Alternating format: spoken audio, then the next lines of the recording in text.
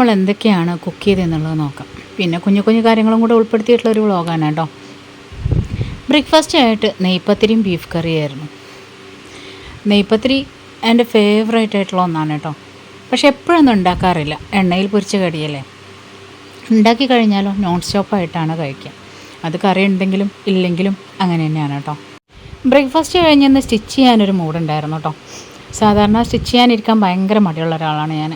അപ്പോൾ കുറേ നാളായിട്ട് കൊണ്ടുവന്ന് വെച്ചിരുന്ന ഒരു ചുരിദാറിൻ്റെ തുണിയാണ്. അപ്പോൾ അത് ഞാനിതാ കൈ ഇതുപോലൊരു വർക്കൊക്കെ ആയിട്ടാണ് കേട്ടോ ചുരിദാർ സ്റ്റിച്ച് ചെയ്തിട്ടുണ്ടായിരുന്നത്. അതൊക്കെ കഴിഞ്ഞ് ലഞ്ചിന് കടല ബിരിയാണി ഉണ്ടാക്കാമെന്നാണ് വിചാരിച്ചത്. കടല ബിരിയാണിയുടെ റെസിപ്പി നമ്മൾ മുന്നേ അപ്ലോഡ് ചെയ്തിട്ടുണ്ട്, ആ ഒരു റൈസ് മാത്രമായിട്ട്. ഇതിപ്പോൾ ഒരു തട്ടിക്കൂട്ട് കടല ബിരിയാണിയാണ്.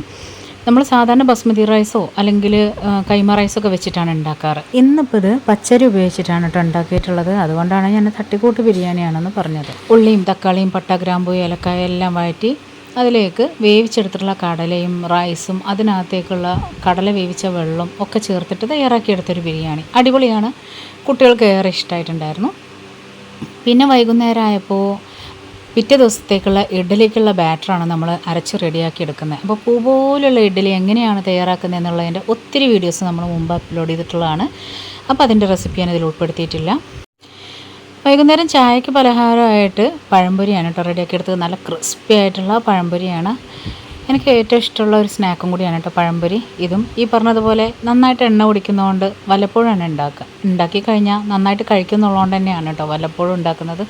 അപ്പോൾ നല്ല അടിപൊളി കട്ടൻ ചായയും പഴംപൊരിയൊക്കെ കഴിച്ച് മക്കളെയും കൂട്ടി വീടിൻ്റെ സൈഡിൽ തന്നെയുള്ള ഒരു തോടാണ്. അപ്പോൾ ആ ഭാഗത്തേക്ക് പോയി.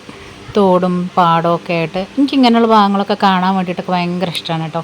ഇവിടെ ഇങ്ങനെ കുറച്ച് സമയം വന്നിരിക്കാനും അങ്ങനെയൊക്കെ ഭയങ്കര ഇഷ്ടമാണ്. അതേപോലെ പാടത്തൂടെ പോകാനും ഒക്കെ ഇഷ്ടമാണ്. അങ്ങനെ ഇഷ്ടമുള്ള ഒരുപാട് പേരുണ്ടാവും അല്ലേ. പുല്ലും കാടൊന്നും ഇല്ലാത്തതുകൊണ്ട് തന്നെ മക്കളെ നമുക്ക് ഒഴിച്ചു വിടാൻ പറ്റുന്നുണ്ടായിരുന്നു കേട്ടോ. ഈ അടുത്താണ് ഇവിടെ ക്ലീൻ ആക്കിയിട്ടുണ്ടായിരുന്നത്.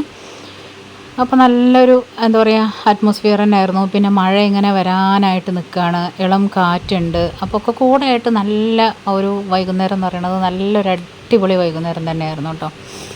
കുറേ സമയം എൻജോയ് ചെയ്തു. മക്കൾ തോട്ടിൽ കൂടെ അങ്ങോട്ടും ഇങ്ങോട്ടൊക്കെ നടന്നും അവർ മുങ്ങി കുളിച്ചും എൻജോയ് ചെയ്തു. ബ്രദറിൻ്റെ മോളാണ് കേട്ടോ. അപ്പോൾ അവളെയൊക്കെ കൂട്ടിയിട്ടാണ് വന്നിട്ടുണ്ടായിരുന്നത്. അപ്പോൾ അവളൊക്കെ നന്നായിട്ട് എൻജോയ് ചെയ്തിട്ടുണ്ട്.